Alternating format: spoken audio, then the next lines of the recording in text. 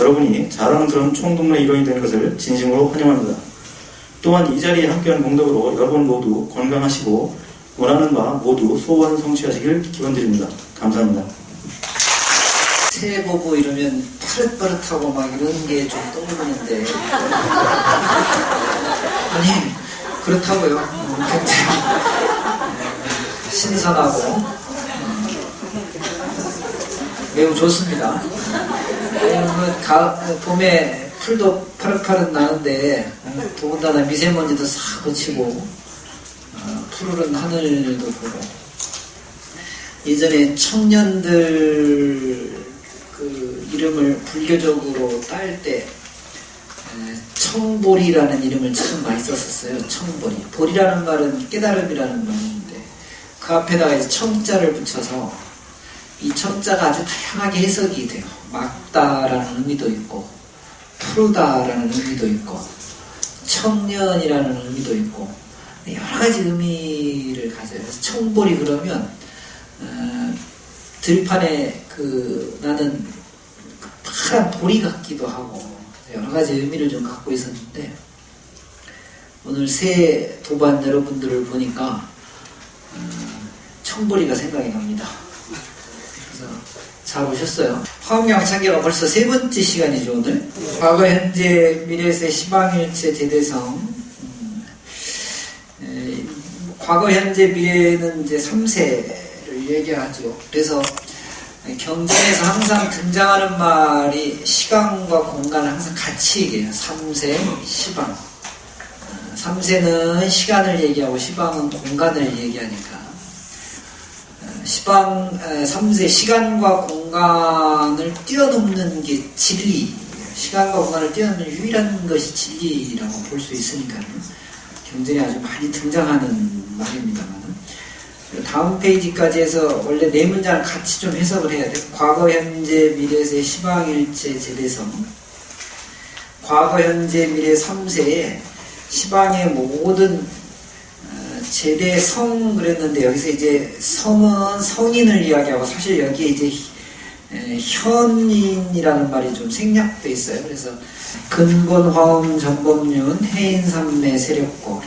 그러니까 과거, 현재, 미래 3세 시방세계에 있는 시간과 공간을 초월한 모든 현인과 성인들이 근본, 화음, 전법륜, 화음을 근본으로 해서 전법륜, 법륜을 굴린다. 이것은 해인삼매, 세력고. 시방의 과거, 현재, 미래와 시방의 시간과 공간을 뛰어넘은 모든 성인들이 화엄을 통해서 부처님 말씀을 전하는 것은 그 부처님 말씀을 전하는 동력이 있는데 그 동력을 뭐라고 했어요? 해인삼매의 세력에 말미암는다. 이런 말. 해인삼매의 세력으로 과거, 현재, 미래의 모든 성인과 현인들이 근본 화엄, 화엄을 중심으로 한 부처님 말씀을 널리 편다. 여러분들은 전법하고 포기하는데 무슨 힘 갖고 해요? 밥심 갖고 하지? 그러니까 수업만 끝나면 밥 먹으러 가잖아. 밥심으로. 근데 불보살님 현인 성인들은 해인삼매의 힘으로 하셨대요. 법화경을 설할 때 여러분 부처님이 삼매에 드셔서 설하시는데 향의처 삼매라고 하는 데 들어요. 열반경을 부처님이 강의하실 때 부동삼매라고 하는 삼매에 드셔요. 그 다음에 화엄경을 설하실 때 무슨 삼매? 좀 있잖아. 해인삼매 드셔요. 여러분 우리가 법회를 하기 전에 법사스님을 모시고 청법가를 하고 법문을 듣기 전에 뭘 하죠? 입정해요. 입정하고 출정을 하는데 왜 입정을 하죠? 부처님 법을 설하실 때 삼매에 들었거든. 그러니까 강의하는 사람도 삼매에 들고 여러분들도 강의를 듣는 청중들도 같이 삼매에 드는 거예요. 그러니까 가만히 법문하기 전에 삼매에 들 때는 모든 행동을 다 멈추고 딱 삼매에 들어야 되는 거예요. 그때 핸드폰 이제 만지작거리 책 보고 이러시면 안 돼요.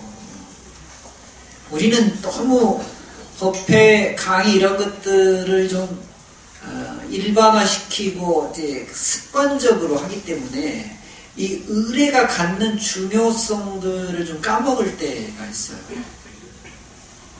사실은 여러분 부처님께 공양을 하고 나면 그러니까 사시에 부처님이 한 끼 드셨으니까 사시에 공양을 하고 나면 반드시 공양청을 통한 부처님 말씀을 들어야 됩니다. 그러니까 매일 사실은 부처님을 대신해서 스님들이 법문도 하셔야 되는 거예요. 해인산매라고 하는 저 힘으로 화엄경이 설해진다라고 하는 큰 대강의 뜻을 아셔야 돼요. 화엄경이 어떻게 설해졌다고? 해인산매의 힘으로 설해졌다. 됐어. 오늘 강의는 이거는 과거, 현재, 미래와 시방의 모든 현인과 성인들, 이게 제대성이라고 그냥 제대 성인들 이렇게 표현했는데, 불교는 성인과 현인을 조금 나눕니다.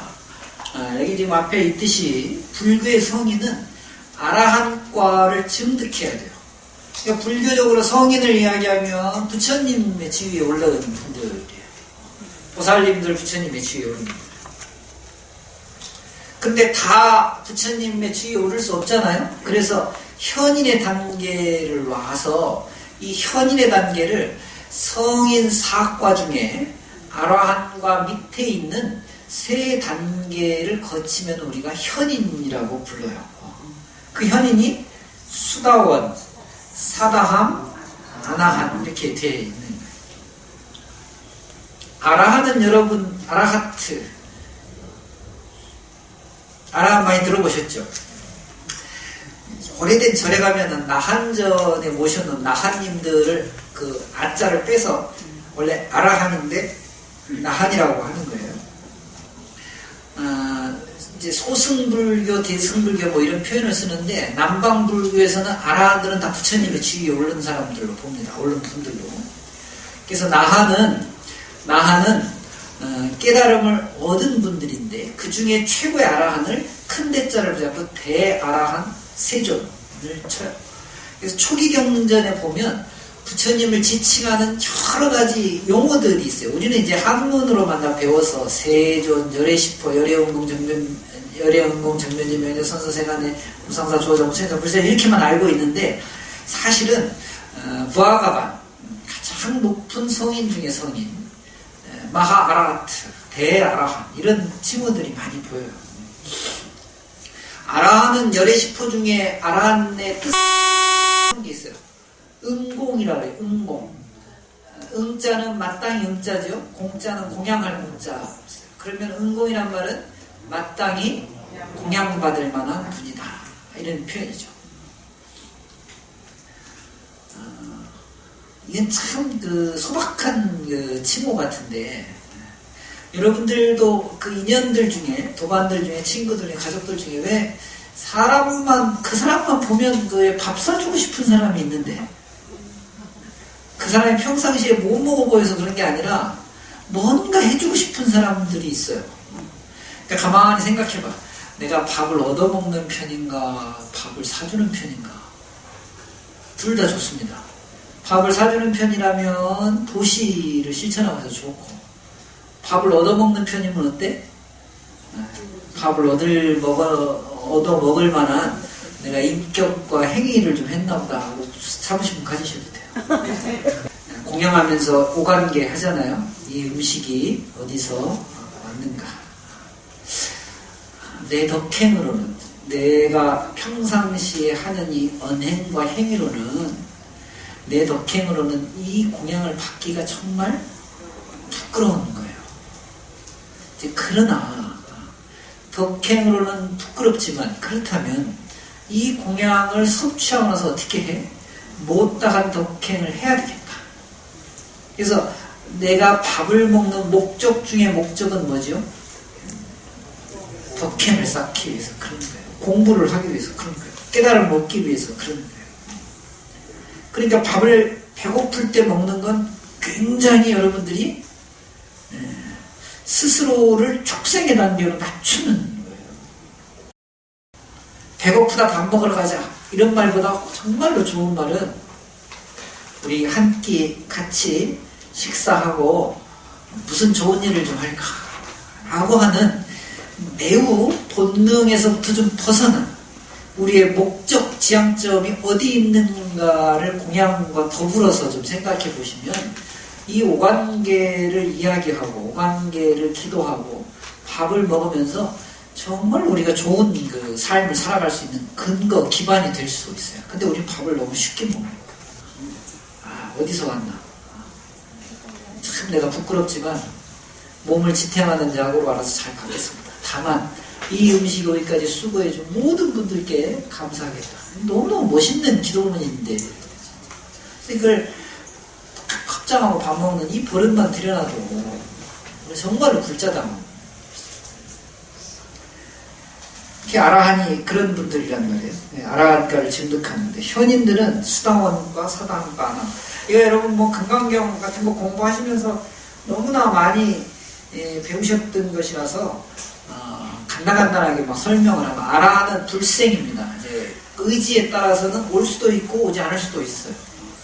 오시면 어떻게 되죠? 중생을 교화하기 위해서 오시는 거예요. 오지 않으시면 법렬에 잠기셔서 부처님의 지위에서 만중생들을 가르치기 위해서 오시지 않는 것이죠. 그러니까 우리가 큰 스님들을 생불, 부처님으로 여기는 이유는 돌아가실 때 모습을 보면 알아요. 자유자재 하시잖아요. 돌아가시는 것이 자유자재로워요. 여러분 우리가 살아갈 날보다 죽음으로 다가올 날이 훨씬 가까울 것 같은데 저도 뭐 이미 그렇게 좀 가까워져 가고 있는 것 같은데요. 잘 죽는 것에 대해서 고민하시면 정말로 잘 살 수 있어요. 열심히 잘 살면 잘 죽는 게 아니라 잘 죽는 것에 대해서 고민하면 정말로 잘 살 수 있어요. 어떻게 보면 생과 사가 불인데 본래 생과 사가 근본 다른 게 아닌데 본무생사요 불이생사인데 죽음에서 보여주는 모습이야말로 아라한과의 증득의 기준이 되는 것 같아요. 제가자들도 얼마든지 잘할 수 있어요. 정말 여러분 편안하게 정말 이 정도면 됐다 싶을 때 죽을 수 있도록 연습하시고 자꾸 기도하셔야 돼요. 그런 의지를 갖고 계셔야 돼요. 우리가 비록 삼조 승천 스님처럼 에잇 나는 서서 간다 하고 서서 열반하지는 뭐 그런 경지까지는 안 간다 하더라도 정신 똑바로 차리고 다들 잘 살아라 정도의 말씀 남기고 죽을 줄 알아야지. 어저께 초하룻날 케인사 수자이신 원자 용자 원용 큰 스님께서 그 다비식 하셨죠. 그 전주에 송광사 방장스님, 오자성자 고성 큰 스님 다비식 했죠. 스님들께 우리가 그 다비식 할 때 거화할 때 그 다비식이 하이라이트 그잖아요. 불을 붙여가지고 그 다비장에 연화대에 넣으면서 뭐라 그래요? 큰 스님 불 들어갑니다. 빨리 나오세요. 막 그러잖아요. 속환사바라고 하는 일반적인 표현을 많이 쓰지만 금생에 입고 있었던 이 육신의 옷을 빨리 벗어버리고 그게 깨달음의 옷이 됐건 다음 생의 옷이 됐건 이제 옷 갈아입는 아주 중요한 의식이에요. 그래서 불 들어갑니다. 준비하시고 옷 갈아입으십시오 라고 하는 그런 인사말이거든요. 여러분들 내생에는 좋은 육신 받으셔가지고 다시 오세요. 오셔가지고 접법하시고 포기하셔야죠. 그래서 아라한을 불생, 나지 않는 분, 음공 이런 표현을 쓰기도 합니다. 수다원은 어떤 분이죠? 수다원은 여러 가지 뜻이 있지만 저는 영유라고 하는 뜻을 굉장히 좋아해요. 영유. 한번 해보세요. 영유. 흐름을 거슬러 간다. 이런 거예요. 우리 중생의 흐름은 어떤 흐름이죠? 그냥 욕심에 의해서 가는 흐름이야. 굉장히 이기적인 자기가 갖고 있는 삶에 대한 애착을 가지고 흘러가는데 수다원은 어떻게 해? 영유한다니까. 그런 흐름을 과감하게 거꾸로 가는 분들이에요. 그래서 여기 지금 가서 치킨에 맥주 안 드시고 본문 들어온 건 영유. 박수 한번 칩시다. 그래서 제가 여러분한테 야단은 쳐도 존경한다니까. 어이구, 본문들은 대단한 거예요. 본문들은 이 시간에 오는 거. 뭐 옆집, 쪽에서 옆집 사는 분 거의 없을걸요. 차 타고 직장 끝나고 막 어렵게 오시는 분들이니까. 그런 면에서 여러분들은 마음만 먹으면 수다보니까 들어가. 그런데 아쉬운 건 법회 때만 수다원이어서 그렇지. 나가서도 수다원이어야 돼. 나가서도. 흐름에 들지 않는 건 중생의 삶과 다른 삶을 살라는 게 아니에요. 중생의 삶과 중생들과 함께 살되 중생의 탐진치를 따라가지 않는 영유를 보여주시면 진짜로 수다원들이 되는 거죠. 그건 불자. 거기서부터 시작해야 돼요. 그래서 저는 불자 수다원. 적어도 여러분들은 발심정진을 하셨기 때문에 적어도 이 경지에는 들어오는 거예요. 사다함. 사다함은 일왕래라고 보통 표현하잖아요. 이제 윤회 한 번만 하면은 언제든지 해탈할 수 있어요. 저는 사다함 안 하면 별로라고 생각해. 그건 뭐 자연적으로 가는 거고, 제일 중요한 건 처음과 마지막이에요. 수다원과 아라한. 여러분들은 뭐라고? 예비 수다원들.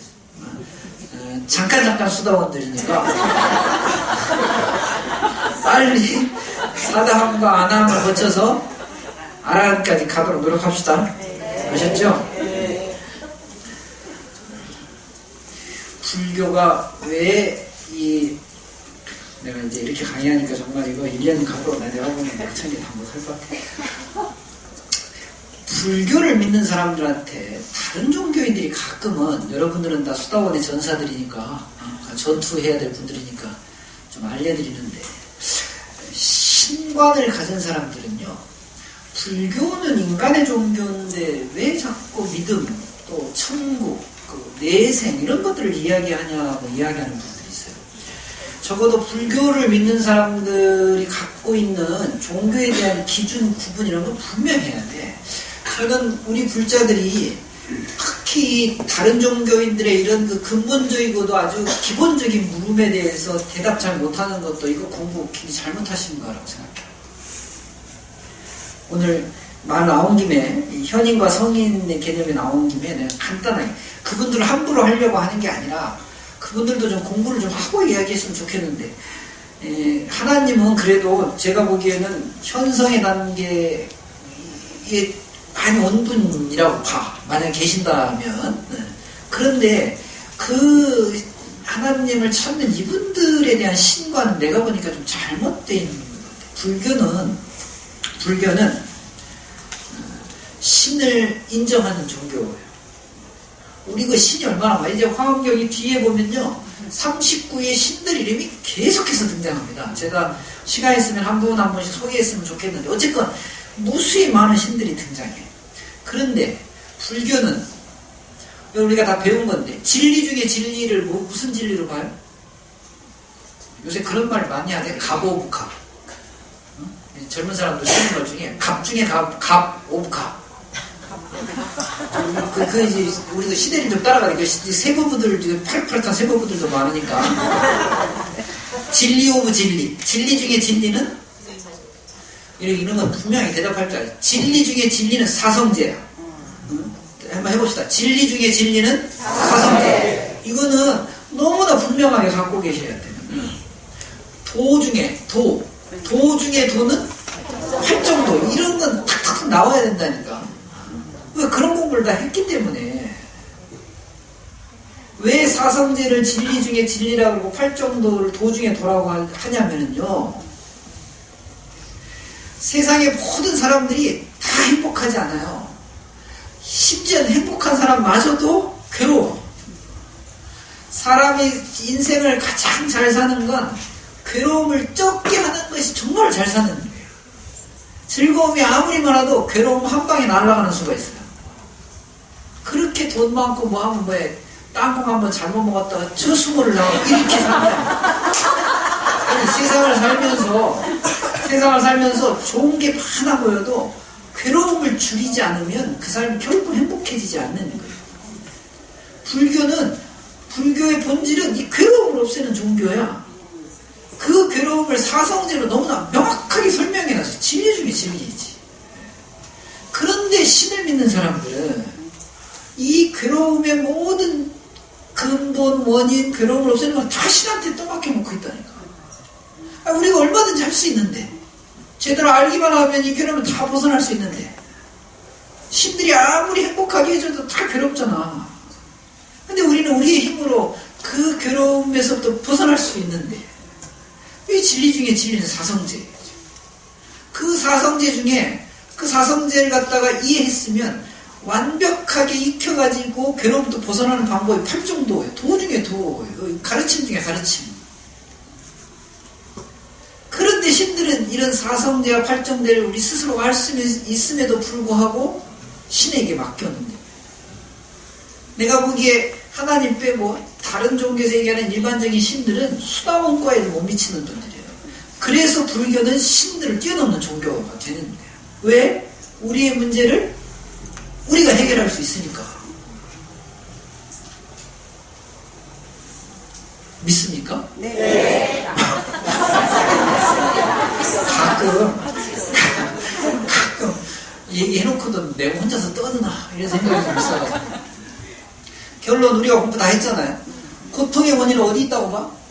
너무 쉽잖아. 나의 집착에 있다고 보는 거야. 아집에.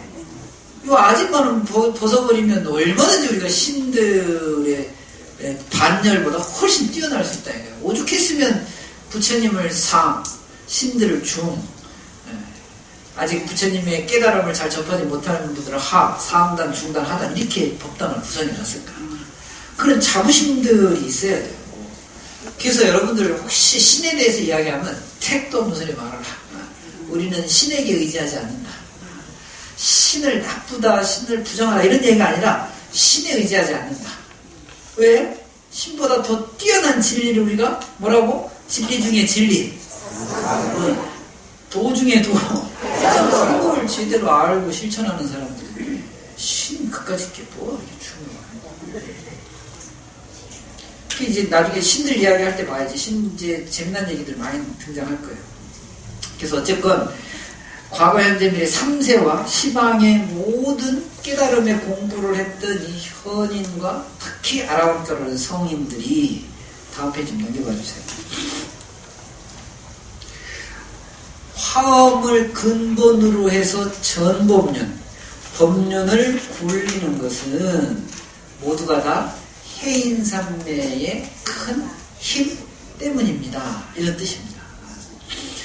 이 대목도 이 뒤에 신들 이름은 그냥 쑥쑥 지나가다니까 이 앞대목이 매우 중요해서 설명을 자꾸 길게 좀 하는데, 저 중에 우리가 알아야 될 것 중에 하나가 전법륜이라는 저 단어예요. 불교대학을 그냥 졸업하고 불교대학원도 그냥 그렇게 듣는 둥 마는 둥 수업시간 잘 채워갖고 잘 졸업하신 분들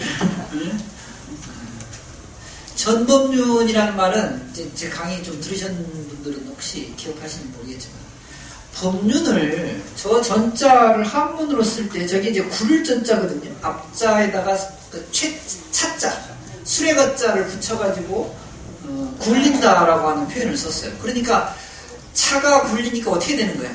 바퀴가 굴러가는 거예요. 바퀴가. 저것을 사람 인자를 써가지고 차자 대신에 사람 인자를 써가지고 전한다. 그러니까 말을 말로 전하고 등불을 등불로 전한다. 이 전법륜을 쓰는 분들이 있는데 실제로 잘 모르고 이 자세히 안 보면은 법륜을 전한다 이렇게 쓰는 분들이 있는데 그렇지 않아요. 거기서 나온 말이 아니야. 인도에는 전륜성왕이라는 분이 있어. 전륜성왕. 전륜성왕이 어떤 분이에요? 왕 중에 온 천하를 다스리는 왕을 전륜성왕이라고 해요. 그러니까 천하를 통일하는 왕을 전륜성왕이라고 해. 을륜성왕도 있어. 수미산 아래 4대주가 있거든요. 이 4대주를 4대천왕이 4천왕이 지키잖아요. 그 수미산 중에 4천왕을 다 다스리지 못하고 4대주를 다 다스리면 북구로주를 남겨놓고 동서남을 3대 그 신주만을 3대 주만을 다스리는 걸 을륜성왕이라 그래요. 동륜선왕도 있어. 동륜선왕은 그 셋 중에 2군데만. 천륜성왕도 있어요. 일반적인 왕들이야. 일반적인 왕들. 일반적인 왕들은 남선보지 인간 세상만을 다스려요. 그러니까 전륜성왕이라는 말은 굉장히 큰 의미예요. 온 천하를 갖다가 다 통치하는 분이라는, 전 세계를 다 통치하는 분이죠.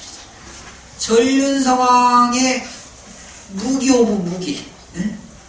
갑오브가 많이 써먹네. 전륜성왕 최고의 무기는 윤보라는 무기가 있어요. 윤보가 바퀴, 보배로 된 바퀴. 전륜성왕이 딱 앉아있으면 전륜성왕 머리 위에 윤보가 돈대. 전륜성왕이 저기로 가야 되겠다고 가면 이 윤보가 미리 가가지고 막 굴러다니면서 모든 적들을 다 물리쳐. 완전히 평정을 해요. 그러면 전륜성왕이 가기만 하면 돼요. 윤보가 강력한 무기. 그 강력한 전륜성왕의 무기를 불교가 채용해가지고 법륜을 만드네요. 법륜. 부처님은 중생들하고 싸움하거나 전쟁하지 않거든요. 그렇게 해갖고 이기면 안 되니까 진리로서 이겨야 돼. 그러면 여러분 한번 생각해보세요. 윤보가 모든 세상을 다 평정하는, 그러니까 바퀴가 막 굴러다니면서 다 땅도 고르게 하고 막 적들도 다 물리치고, 요즘으로 표현하면 탱크 정도 되는 거예요. 많이 좀 적절한가 모르겠다. 하여튼 미리 가가지고 다 이렇게 해놓으니까. 그러면 전 법륜이라고 하죠. 법륜을 굴린다라고 할 때 법륜은 무기로서 올리면 저 전 법륜이 깨트려야 될 대상은 누구예요? 뭐야? 번뇌망상이지. 전 법륜은 5명의 비구에게 처음 설한 게 아니고, 자꾸 흥분하면 이래요. 내가 이거 책상 치면 여기가 중요한 포인트구나. 이렇게 생각하시면. 초전법륜은 5명의 비구에게 법을 설했던 역사적인 사실로서의 우리가 초전법륜을 받아들이고 있지만, 이 초전법륜의 진짜 의의는 세상의 모든 번뇌를 깨트릴 수 있는 법륜이 등장한 거야. 박수.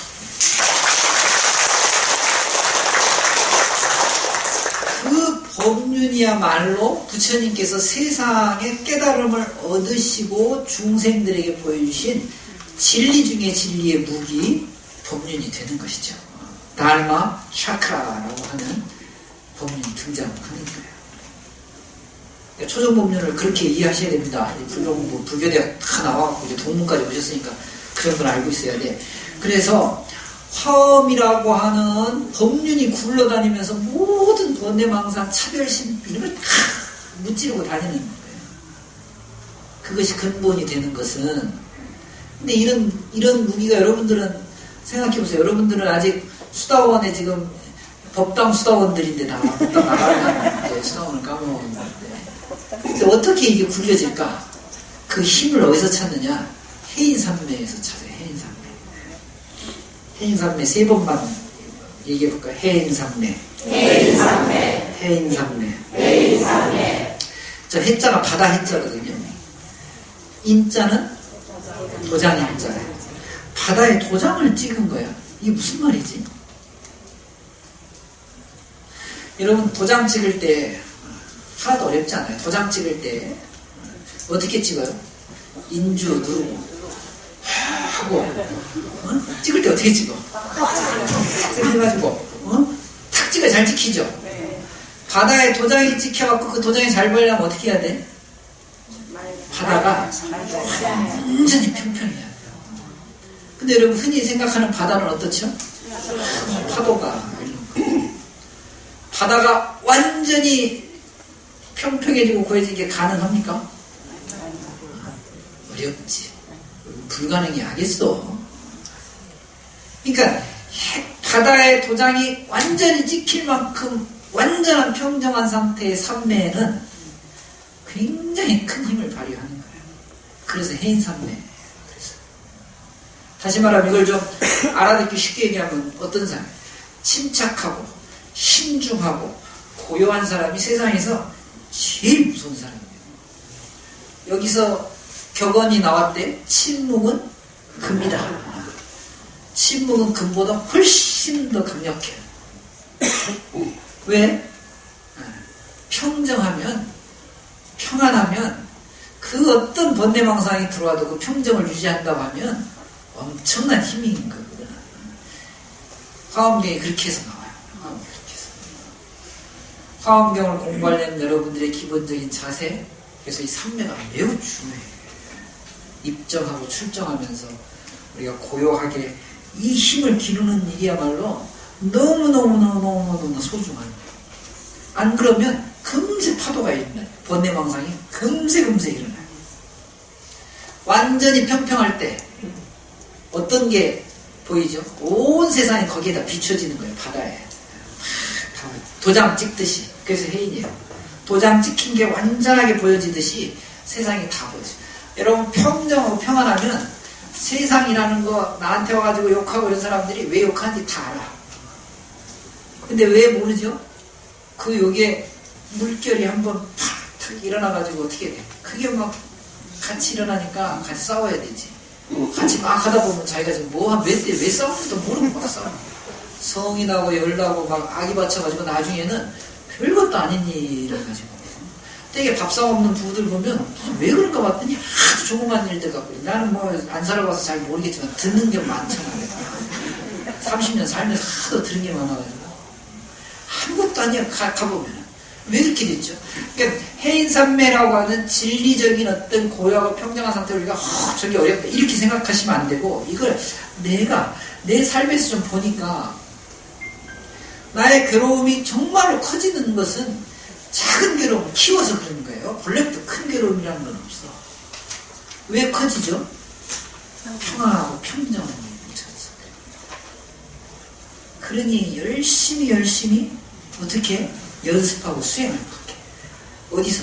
바로 이 자리에서 하셔야 돼요. 자기 육신도 관찰할 줄 아셔야 되고 자신의 마음도 관찰할 줄 아셔야 돼요. 그래서 불교 수행 중에 뭐 다 좋지만은 참선이라고 하는 수행이 참 위대한 힘을 발휘하는 이유는 그것이 자기를 갖다 관찰하는 힘을 얻을 수 있기 때문에. 내가 그래 좀 셀 수 있어. 왜냐면 내가 설리먼저이잖아.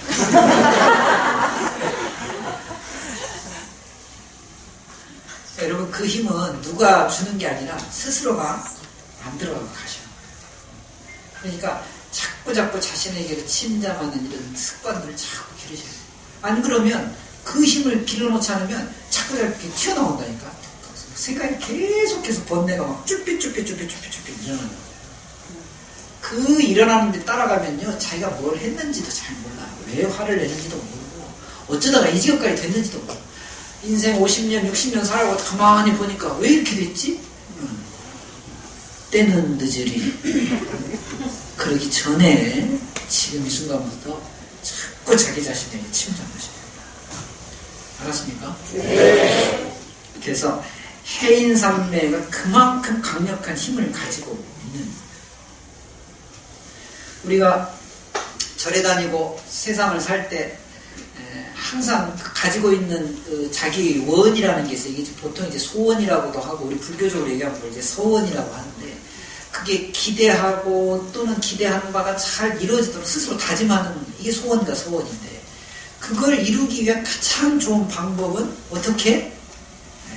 근본으로 돌아가서 화엄의 가르침을 잘 관찰해가지고 삼매에 드는 방법이 가장 좋은 방법 중에 하나. 그러니까 이런 삼매의 훈련을 자꾸 하게 되면 어떻게 지혜가 자꾸 이제 늘어나는 게 들있는 것이지. 지혜는 많이 알아갖고 얻어지는 게 아니라니까. 제가 그런 표현 많이 했는데, 여러분 부처님의 지혜와 자비를 아주 간단하게 표현합니다. 부처님의 진리가 내 안에 들어와서 자리 잡는 게 지혜예요. 그러니까 아까도 얘기했지만은 휙 지나가는 건 그건 지혜가 아닌 거예요. 안다고 해서 지혜가 되는 게 아니에요. 이것이 부처님의 여러 가지 것들이 들어와서 내 안에 딱 자리를 잡고 있어요. 그런 사람한테 뭘 물어보면 아까 얘기했잖아요. 진리 중에 진리, 사성제 툭툭 튀어나와야 된다니까. 사성제만 고집들 때리고 막 툭툭 튀어나와요. 이미 자리 잡고 있잖아요. 그럴 때 지혜가 조금씩 증장이 되는 거예요. 아빠, 엄마 절에 열심히 다니시는데 동체삼보, 현전삼보 이게 뭐예요? 잠깐만 있어봐. 그리고 현생폰을 뭐 이러면 안 된다니까. 너희 검색해봐라 이러면 안 돼. 툭 하고 누르면 노래소리가 나오는 게 아니라 툭 누르면 툭 부처님 말씀이 튀어나오고 그래야지. 어려워요. 쉽진 않아요. 그런 게 어떻게 그게 되냐. 외워서 되는 게 아니고 아는 것을 어떻게 거의 자기의 몸과 마음을 되짚어보면서 그 알았던 것을 거기다 자꾸 결합을 시켜야 그게 몸 안에서 자리를 잡는 것이죠. 부지런히 노력해야 됩니다. 그런 지혜가 쌓이면 아까도 얘기했잖아요. 해인산매가 왜 힘이 크냐면 누가 뭐라 그래도 여실하게 볼 수 있어요. 진리 그대로. 저게 뭔지를 볼 수 있는 거야. 그냥 그대로 보고 직연 그대로 아는 대로 딱 표현해낼 수 있는 거예요. 그게 어려운 말 같지만 훈련과 반복을 통해서 얼마든지 얻어질 수 있어요. 여러분들도 법당 수다원과는 이미 증득하셨기 때문에 다만 반복하고 훈련하는 게 좀 필요해요. 아셨죠? 네. 그래서 화엄의 큰 가르침을 굴릴 수 있는 힘은 오로지 해인산매라고 하는 그 큰 힘, 세력이란 말 있잖아요. 큰 힘에서부터 나온다. 우리가 갖고 있는 소원과 서원 이루기 위해서 어떻게 해야 돼요? 기도하고 다 좋지만 그 기도를 이루기 위한 자기 자신을 관찰하는 그런 힘들을 꼭 여러분들이 키우셔야 가능해져요. 아셨죠? 네. 근데 저기서 이제 한 가지 우리가 조금 더 설명하고 넘어가야 돼. 근본 화엄이라고 하는 말인데 중간에 화엄의 근본 그 통찰력의 힘, 해인산매 세력의 힘이 어떤 화엄을 갖다가 관찰해갖고 나느냐 나왔으니까 화엄의 근본이 나왔으니까 세상에 사는 모든 존재의 가치를 인정하는 그런 자기 통찰력이 길러지면 힘이 생기. 왜 사느냐? 다 이유가 있어요, 사실은. 태어났으니까 다 살아야 돼. 무슨 이유가 더 필요하지? 제가 이 세상을 왜 사는지 모르겠습니다. 제가 고등학교 이런 데 가가지고 강의해달라고 하면 진짜 참 어려워. 왜냐면, 진짜 중학생, 고등학생들 10분도 집중 안 해요. 모란씨 이런 얘기 많이 써요. 비타민C 자꾸 이런 얘기만 좋아하고 굉장히 힘든데 딱 하나 이분들이 집중하는 이야기가 자살 이야기 하니까 딱 집중하더라고요. 여러분들 제가 가서 그 이야기하는 것 중에 하나가 여러분들 왜 태어났니 자꾸 웃지 말아라. 태어난 이상은 살아야 된다. 존재 이유는 태어났기 때문에 태어난 것은 그 태어난 것 자체로서 다 존중받아야 되는 것이다. 나무가 왜 있어요? 나무가 싹이 나왔고 나지가 있지. 그걸 왜 있냐고 자꾸 따지고 들 필요가 없는 거야. 우리는 부모님에게 영향을 받아가지고 이 세상에 태어났기 때문에 태어난 존재, 그러니까 존재 이유는 태어남으로 충분해. 다만 이제 지금부터 어떻게 사느냐가 훨씬 더 중요해. 어떻게 살아갈 것이냐, 어떻게 죽을 것이냐, 이제 이것에 대한 공부, 이것에 대한 집중이 정말로 우리를 한 단계 팍 업그레이드 시키는 인격과 품격의 완성을 갖고 올 수 있어요. 그래서 화엄의 가장 큰 가치 중에 하나는, 화엄의 근본 가치 중에 하나는, 화엄은 대방광물 화엄.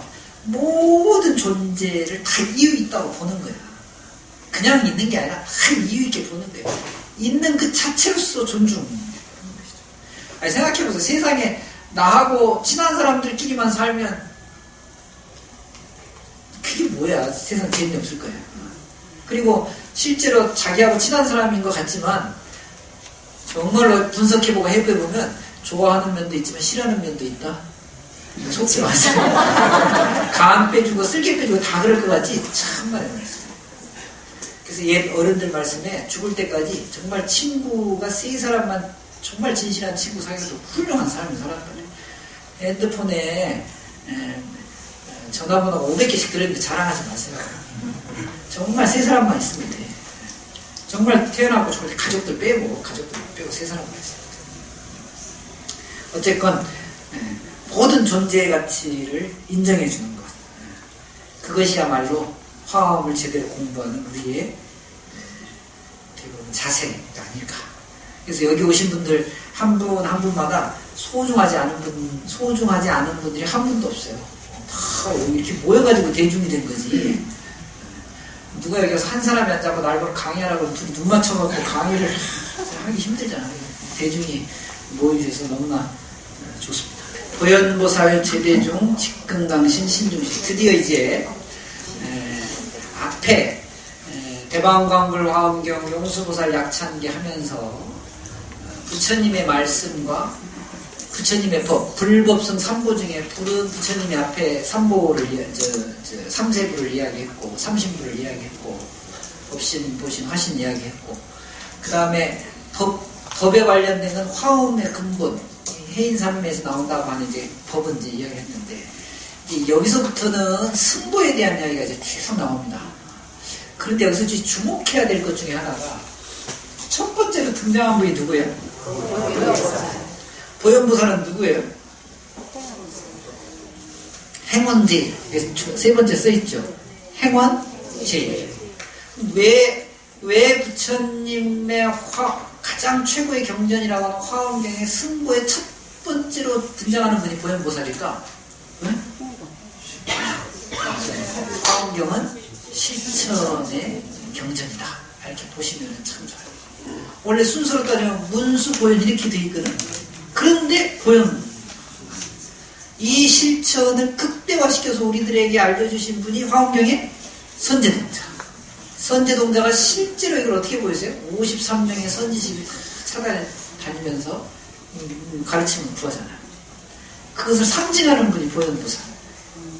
그래서 보현보살이 제 첫 번째 등장합니다. 이렇게 좀 경전을 읽을 때 이런 앞뒤 상황 구조 이런 걸 좀 이렇게 이해가면서 읽으면 참 재밌어요. 이게 안 그러면 이게 보면 참 재미없는 게 경전인데, 보현보살이 첫 번째 등장한 이유가, 보현보살이 나오셨으니까 이왕에 나온 김에 문수보살도 좀 보고 가자고. 서가모니 부처님의 좌우 협시보살이 문수와 보현이에요. 여러분 인도에 가면 서가모니 부처님의 좌우 협시로 가섭과 아난이 주로 등장합니다. 이 가섭과 아난이 문수와 보현으로 싹 넘어가는 그 시기와 그 지역이 중국에서부터 그래요. 중국에서. 물론 인도에도 조금씩 보이긴 합니다만은 본격적으로 이게 시작된 게 중국에서. 그러니까 인도의 불교는 가섭과 아난이랑 매우 실제적이고도 실증적인 반면에 이미 불교가 중국에 오면 어떻게 되죠? 신앙적으로 많이 바뀌는 문수보현이라고 하는 보살들 앞에다가 탁 내세웁니다. 이걸 또 굳이 또 불교하는 사람은 가섭과 아난이라고 하는 부처님의 제자, 그러니까 소승적 관점의 협시, 그 다음에 보살, 보디사트바라고 하는 문수와 보현의 협시로 대승적 입장, 뭐 이렇게 설명하는 분들도 있긴 있습니다만은 어쨌든 이런 변화되는 것들도 우리가 캐치하면 참 좋죠. 이런 중국적 신앙이 이제 시기를 이제 쭉 1000년, 2000년이 흘러갔고 지금의 우리나라 대한민국의 불교의 서가모니 부처님의 협시는 가섭과 아난도 아니고 문수와 보현은 오래전에 몇백 년 전에 지은 사찰들이 주로 그렇게 되어 있어요. 그런데 요즘 짓는 사찰들의 서가모니 부처님 좌우 협시는 관음지장. 그러니까 신앙의 흐름이 바뀌어가고 있는 거예요. 이게 앞으로 한 100년, 500년쯤 지나면 누군가가 나 같은 사람이 나와가지고 얘기할 거예요. 대한민국에는 문수보현이 관음지장으로 바뀌는 신앙적 변화가 있었다. 이렇게. 이 흐름도 읽는 것도 굉장히 재밌어요. 근데 중국에 가면 여전히 가섭과 아난존자를 협시로 모신 서가모니 부처님들이 많이 있어요. 그게 어디냐면 인도에서 불교가 처음 중국에 와서 잘 잡았던 데는 다 가섭과 아난이 있어요. 그러니까 다시 말해서 가섭과 난이 문수와 보현으로 바뀌어가는 과정이 중국에서 일어났다고 하는 걸 그렇게 이제 볼 수 있는 대표적인 데가 어디냐면 석굴들이에요. 석굴. 저기 제일 먼저 어디? 유명한 뚠황, 도낭 석굴. 그 다음이 운강 석굴. 따통이라고 하는 데서 북경에서 한 8시간 기차 타고 가면 그 다음에 이제 용문 석굴. 용문 석굴은 낙양 바로 밑에 있어가지고 용문 석굴을 참 많이 가는데 사실은 순서는 둔항, 운강, 용문 이렇게 돼요. 나는 다 가봤지. 따통 아주 좋아요. 한번 가보면 운강 석굴 미술책에서만 보다가 한번 꼭 가보시면 나중에 또 이렇게 얘기하면 또 진짜 또 계획하는 사람들이 또 생기더라고요. 그래서 중국에서는 이미 좌보현, 우문수 이렇게 된 것이죠. 문수와 보현이 문수와 보현이 서가모니 부처님의 협시로 되어 있는데 여러분 문수하면은 지혜제일인데 문수보살님의 문수보살님을 상징하는 동물이 하나 있죠. 사자. 그 다음에 보현보살님을 상징하는 코끼리. 근데 이 코끼리가 그냥 코끼리가 아니라 상아가 6개 달린 흰 코끼리. 상아가 6개 달린 건 뭘 의미하죠? 보살 하면은 최고의 가치가 뭐야? 육바라밀 상징인 것이죠. 흰 코끼리는 부처님의 태몽에 흰 코끼리가 등장하면서 흰 코끼리는 아주 백상 상징 중에 상징이돼. 불교를 상징하는 아주 영물 중에 영물이 되죠. 동국대학교의 상징 동물은 흰 코끼리, 백상. 동대는 백상이고요. 그래서 6개의 상아를 지닌 코끼리의 보현보살님이 첫 번째 화엄경에서 등장을 해요. 근데 이게 참 재밌는 게 이게 불교 문화사 공부한 분들 아마 배우셨을 건데 코끼리는 보현보살님이 탄 코끼리는 산문 밖을 향하고 있어요. 문수보살이 타고 있는 사자는 부처님 쪽을 향해 있어. 그냥 봤지 그동안. 이걸 지혜와 자비로 따지면 너무나 분명하지 않아요? 아까 제가 말씀드렸죠. 부처님의 진리가 어떻게 내 안으로 들어오면 이게 지혜가 돼요. 그 내 안으로 들어온 지혜를 기반으로 해서 언행, 말하고 행동하면 그게 뭐가 돼요? 자비가 되는 거예요. 지혜로 섭수하고 자비로서 표현하는 거예요. 지혜와 지혜는 안으로 받고 그 지혜를 바깥으로 표현해내면 자비가 돼요. 그러면 여러분 이제 막 공부가 막 이렇게 막 많이 돼. 자비는 적선하고 틀린 이유를 아시겠어요? 적선하고 동정 이런 거하고 틀린 이유를 알겠어요? 자비를 기반으로 하지 않으면 지혜를 기반으로 하지 않은 걸 자비라고 하지 않는 거야. 여러분들의 적성행위는 자비라고 부르기 조금 2% 부족한 이유는 감정에 끄달려서 하시잖아요, 되게. 안 그래? 참 공부거리가 많아. 뭐 하나만 딱 주제가 나와도. 그래서 그 행원, 실천의 제일, 그 실천 어떤 실천? 자비의 실천인 보현보살이 첫 번째로 등장하면서 화엄경은 역시 무슨 경전? 실천의 경전이다. 보현보살이 제대중, 대중들과 함께 있는데 이 보살님들마다 수많은 이름의 보살님들이 같이 계셔요. 보현보살은 주로 보자 들어가는 보살님들하고 주로 계셔. 이름이 너무 많아서 생략. 그걸 대중들이라고 그냥 표현을 했어요. 보살님들하고 함께 계시면서 이런 거예요. 그리고 나서 등장하는 분이 신중님들이 이제 등장을 해요.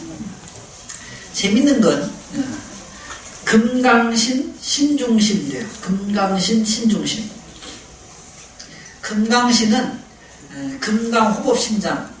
이게 이제 이 금강신에 해당되는 분들이 참 많은 분들이 있어요. 인왕, 금강열의 인왕, 호국 인왕산의 그 인왕님도 범천 이런 분들이 다 여기에 소속된 분들이. 근데 집 금강신의 가장 중요한 건 금강을 집이란 말은 손에 쥐고 있단 말이에요. 그러니까 이 금강신의 가장 큰 특징은 금강을 무기로 하고 있는 거예요. 금강을 가지고 있는 거예요. 저 금강은 금강경의 금강입니다. 여러분 금강을 물건으로 표현하면 많은 분들이 다이아몬드로 얘기를 해요.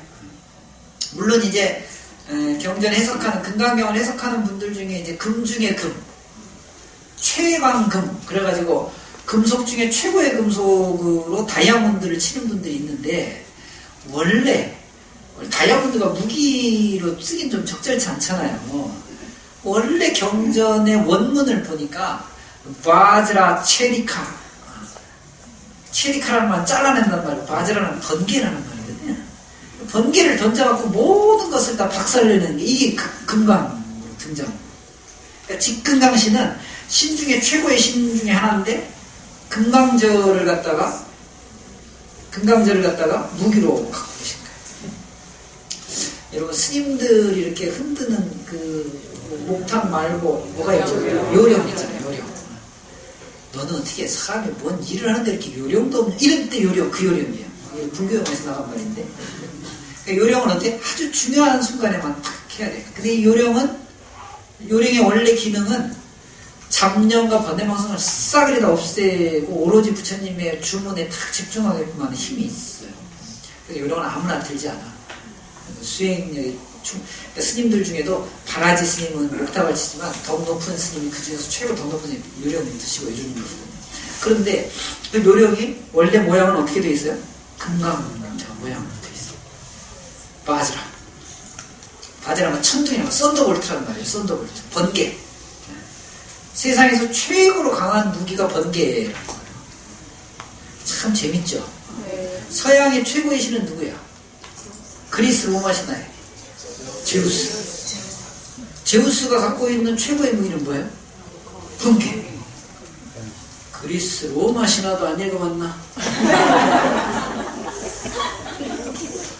그리스 로마 신화에서 얘기하는 제우스하고 불교에서 얘기하는 인드라, 제석천하고 같은 신입니다. 이게 기원이 같아요. 민족이 갈라져서 저쪽에 가서 제우스라고 이쪽에 가서는 인드라라고 부를 뿐이지 그 똑같은 무기를 들고 있는 거야. 물론 부처님보다 한 단계 낫지만. 직금강신, 신중신. 또 신중신이라는 신이 있어요. 여기는 지금 이제 이제 탱화가 이렇게 되어 있는데 탱화가 완전한 신중탱화. 그러니까 탱화를 완벽하게 그린 신중탱화는 화엄경에 등장하는 39분의 신중님들이 다 그려져 있습니다. 그래서 이 신중탱화를 제대로 보는 것도 쉽지 않아요. 요새 그렇게 다 하기 굉장히 어려우니까. 그 신중탱화를 보시면 머리가 3개, 팔이 6개짜리 그 신이 있어요. 그 이제 삼두 육비라는 분인데 이분이 신중신의 대표고. 그러니까 이 두 분이 등장한 이유는 부처님의 가르침을 보현보살이 실천하는데 이걸 완벽하게 신들이 완벽하게 보호하고 있는 거예요.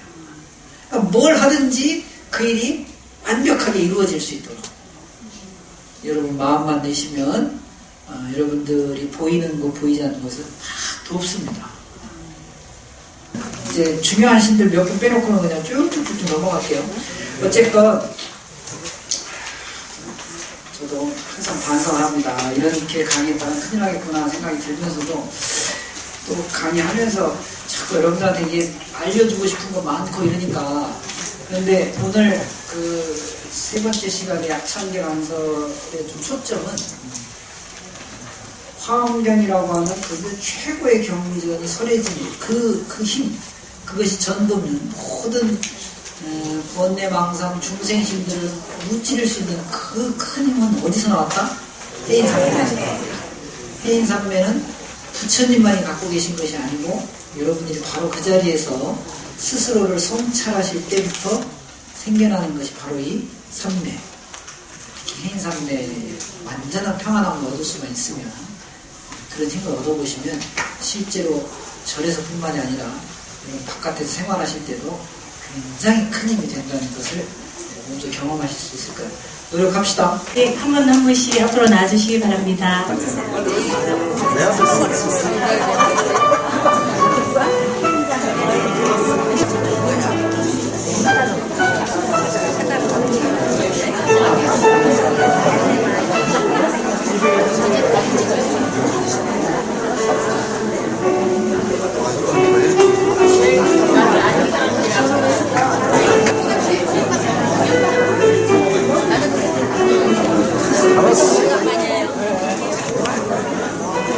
조금 비춰르게